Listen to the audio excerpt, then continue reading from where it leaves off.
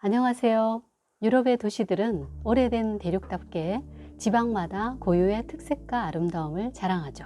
프랑스만 해도 인상주의 화가들이 즐겨 그린 노르망디, 마티스가 자주 화폭에 담은 니스, 세잔이 평생 캔버스에 옮긴 액상프로방스, 고흐의 아를, 고갱의 브르타뉴 등 어느 하나 지나치기 어려울 만큼 개성적이고 아름답습니다. 그런데 언급하지 않으면 서운해할 도시가 있는데요. 바로 프랑스의 북동부 지역의 알자스 지방에 있는 작은 도시 콜마르입니다. 가보신 분 혹시 계신가요? 작지만 정말 매력적인 도시죠.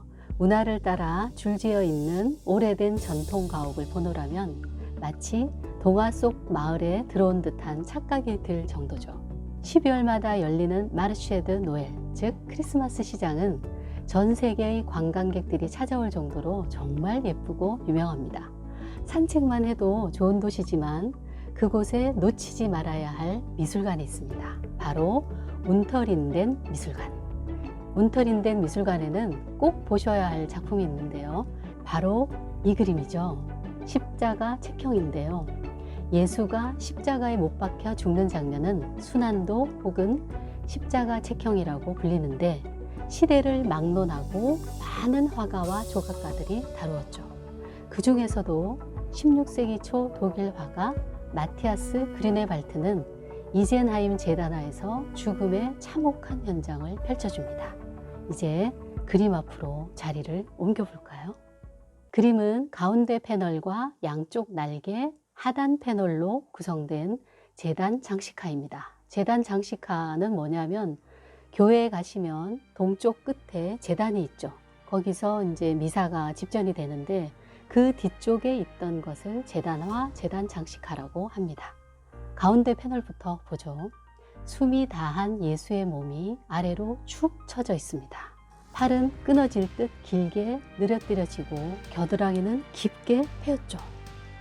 마지막 숨을 들이쉬는 듯 움푹 들어간 배가 한껏 부풀어 오른 갈비뼈를 더욱 두드러지게 합니다. 우리가 숨을 이렇게 들이마시면 배는 들어가고 가슴 쪽에 나오게 되는 지금 그런 상황입니다. 오른쪽 옆구리에는 예수가 죽었는지 확인하기 위해 로마 군인이 창을 찔렀다고 하죠. 그래서 그 창을 찌른 상처에서 피가 흥건히 흘러내리고 있어요. 가시면류관에 상처난 머리, 십자가 뒤쪽까지 불쑥 튀어나올 정도로 큰 대못이 박힌 손과 발에서도 흘러내린 핏자국이 선연하게 보입니다. 특히 손과 발은 과장되게 아주 크게 그려졌는데요. 견딜 수 없는 고통으로 세포 하나하나 손끝, 발끝의 신경이 다 곤두서 있는 상태를 잘 나타낸 듯 합니다. 손목과 십자가 가로목의 각도가 이렇게 되어 있죠. 이 각도를 보면 저 상태로는 5분도 지탱하기 어려울 것 같죠. 십자가 가로목에서 축 처진 몸을 못에 박힌 두 손이 견뎌야 하니 그 고통이 얼마나 컸겠습니까? 허공을 향해 절규하듯 뻗은 10개의 손가락이 생생하게 그 고통을 증언하고 있죠. 몸은 어떻습니까? 온 몸이 뾰족한 가시와 피가 엉킨 상처로 뒤덮여 있죠. 오른쪽 어깨 쪽으로 꺾인 머리, 감은 눈, 새파랗게 질린 채 벌어진 입은 그가 견뎠을 극심한 괴로움이 어떠했을지 짐작해 합니다. 마태복음 27장 46절과 마가복음 15장 34절에 따르면 고통을 견디다 못한 예수가 나의 하느님, 나의 하느님, 어찌하여 나를 버리셨나이까? 라고 외친다고 하는데 그 말이 들리는 듯 합니다. 마지막 탄식 후 예수가 숨을 거두는데 이때가 십자가가 세워지고 6시간이 지나서라고 합니다. 십자가는 원래 골고다 언덕에 세워졌는데 그리네발트는 배경을 황량한 바닷가로 옮겨서 그렸습니다. 주변은 온통 깊이를 알 수 없는 칠흑 같은 어둠으로 둘러싸여 있죠.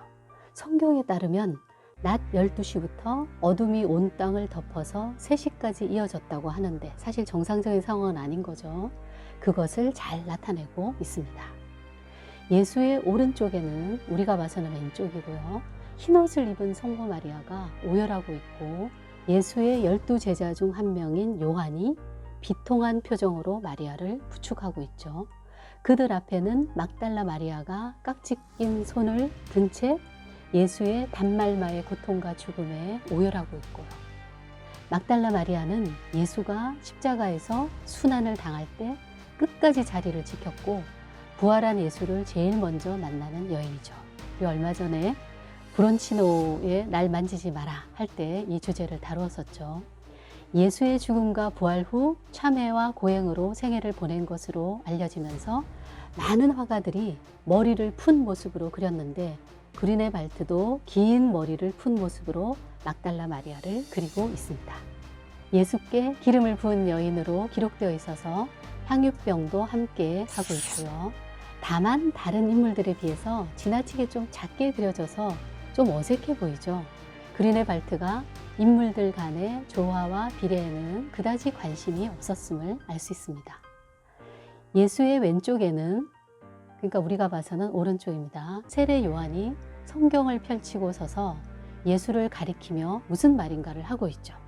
어두운 바탕에 적혀 있는 것이 그 내용인데 그것은 요한복음 3장 30절에 나오는 내용입니다. 그분은 반드시 흥하셔야 하되 나는 반드시 쇠하여야 하니라. 자, 이 말이 무슨 말일까요? 세례 요한이 설교를 하고 다녔다고 그래요. 그랬더니 드디어 우리에게 메시아가 왔구나 하면서 사람들이 구름처럼 몰려들었습니다. 그랬더니 요한이 나는 메시아가 아니라 메시아가 오시기를 준비하는 자일 뿐, 앞으로 오실 분이 흥하셔야 한다. 나는 사라지고 가려져야 하는 존재다. 라는 의미로 한 말로 보입니다.